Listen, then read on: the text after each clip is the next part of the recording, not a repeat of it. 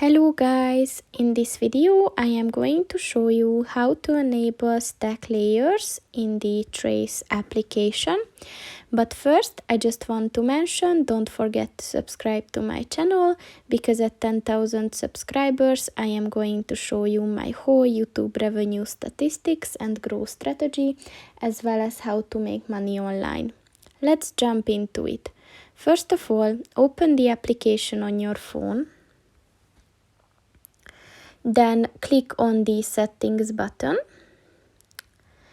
and at the project default settings section, just look for the stack layers button, and in order to enable it, click on the white circle next to it, and once it turned yellow, this function is enabled. So that's pretty much it for this video, guys. See you in the next one. Goodbye.